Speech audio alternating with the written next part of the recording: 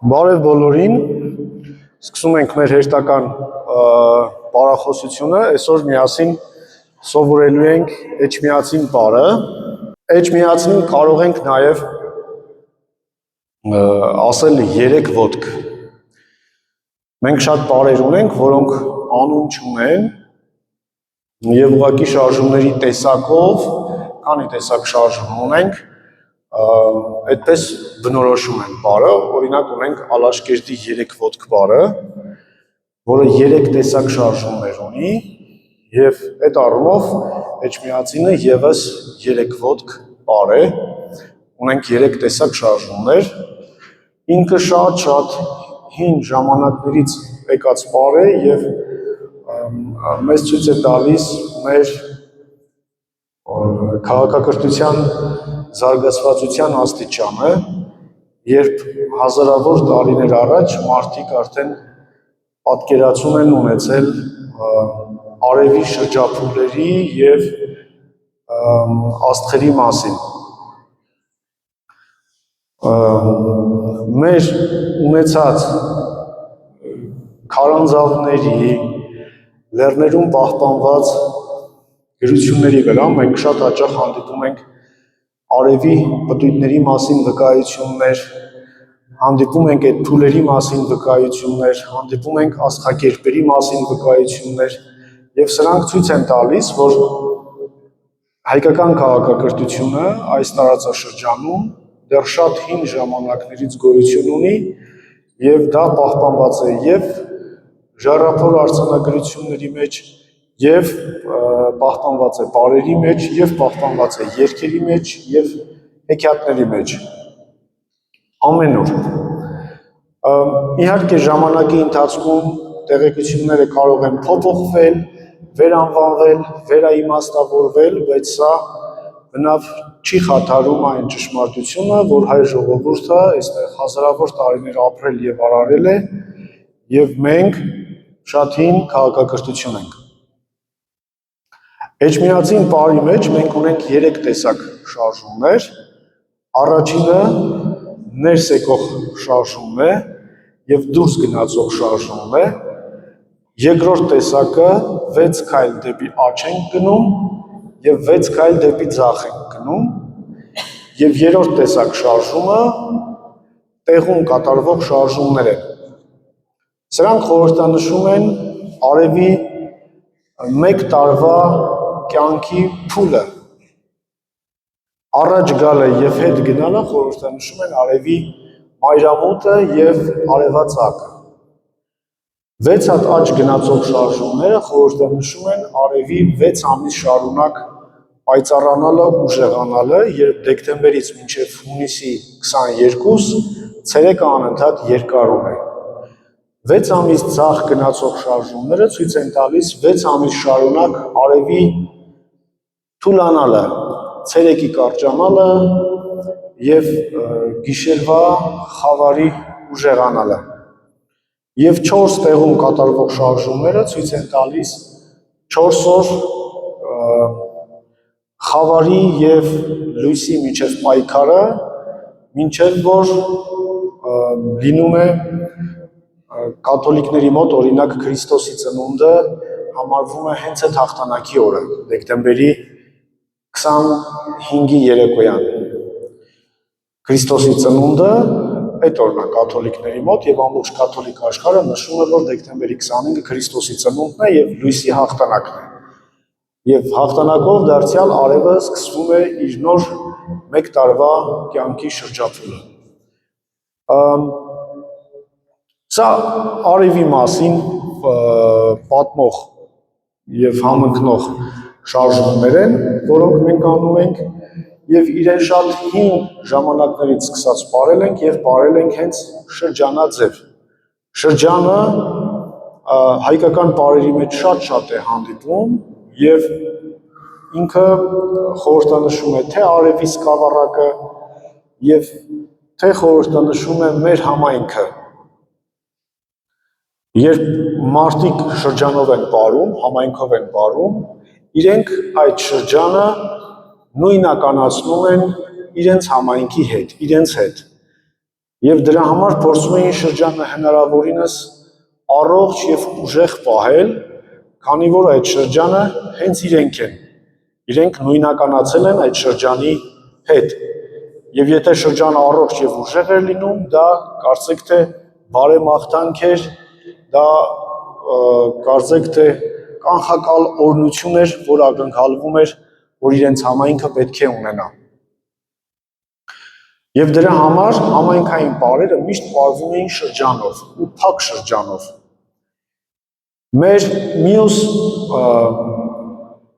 հավատալիքներից ձախը միշտ համարվում է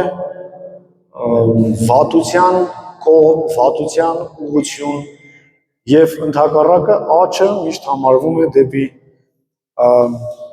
դեպի բարին, դեպի լույսը տանող մի ուղղություն։ Եվ դրա համար, երբ որ ասում են գործերդ միշտ աչ լինի, դա պետք է ընդունել իբրև բարեմաղթանք։ Եվ երբ որ քեզ ասում են ձախորդ կամ ձախողակ, դա վիրավորելու երանգ ունի կամ վատաբանելու երանգ ունի։ Եվ ուրեմն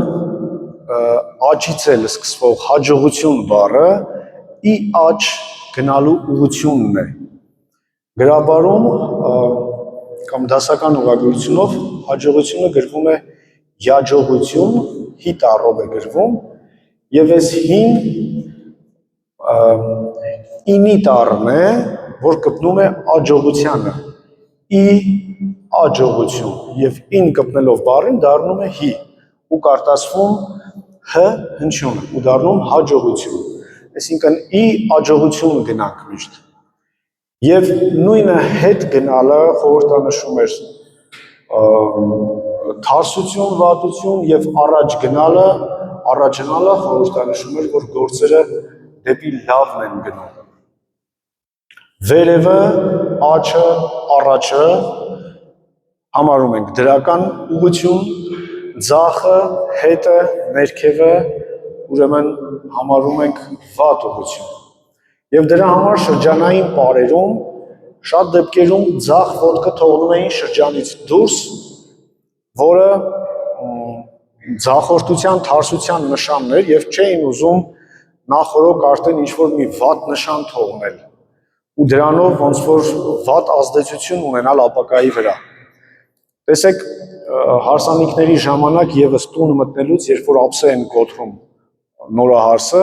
աչ ոտքով են մտնում ներս։ Մեզ մոտ օրինակ էլ եկեղեցի մտնելուց միշտ աչ ոտքով էին մտնում եւ դուրս գալուց ասում էին ձախդ սկզբում ձախ ոտքով դուրս արի, աչը թող միշտ մնա ոնց որ եկեղեցու մեջ նոր դուրս եկեք։ Այսինքն աչը ոնց որ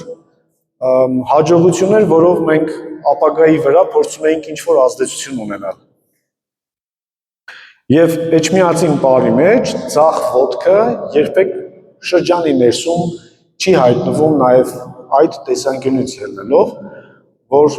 մեր համայնքը, մեր ներքին կյանքը չխաթարվի ձախորդությամբ։ Էջմիածին պարը Կարինի տարածաշրջանի պարերից է, գրառել է Գագիկ Գինոսյանը, երևի մի 30 տարի առաջ, մի ծեր կնոջից ախլցածի ու ժառանգները կան եւ պատմում է, որ ծեր կին է եղել եւ անընդհատ համոզում էր, որ ցույց տուր այդ պարը, ի վերջո կարողացել է մի քանի փորձից հետո համոզել եւ այդ տատիկը պարը ցույց տալուց հետո մի ամիս հետո մահացել է։ Հիմա այտենց էլի լիքը պարեր մենք ունենք, որոնք մարդիկ ինչ որ չափով գիտեն, ինքը այլևս չի կատարվում որպես ծեսի մաս, բայց ինքը դեռ կրողներ ունի, այսինքն կան մարդիկ, ովքեր գիտեն այդ պարերը, եւ իրենցից հավաքագրումը շարունակվում է, տարբեր խմբեր եւ տարբեր մասնագետներ շարունակում են պարերի հավաքագրումը եւ դրանք տարածելը։ Պատկերացրեք Էջմիածին պարը 30 տարի առաջ գիտեր այդ գյուղից այդ տատիկը, չգիտեմ էլ ով գիտեր, անկեղծ ասած կարող էի ժառանգներն մի քիչ գիտեին, բայց հիմա էջմիածին պարը տասնյակ հազարավոր մարդիկ գիտեն։ Այսինքն եթե ինչ որ մի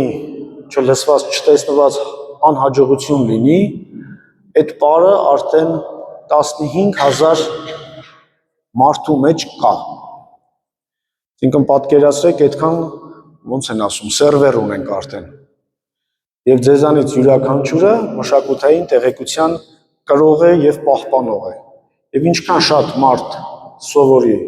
ազգային պարերը, ազգային մշակույթը, այնքան ինքը ավելի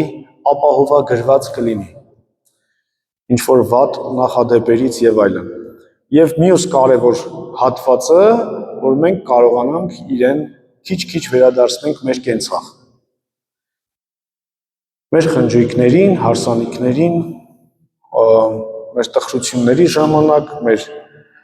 զինվորներին փառավորելու ժամանակ եւ այլ ոլորտներում, երբ որ մենք պարենք, ինքը կդառնա արդեն մեր կենցաղի մաս եւ կլինի արդեն անբաժան մեր մասը եւ կարիք չի լինի հետո նորից վերագրառել իրեն։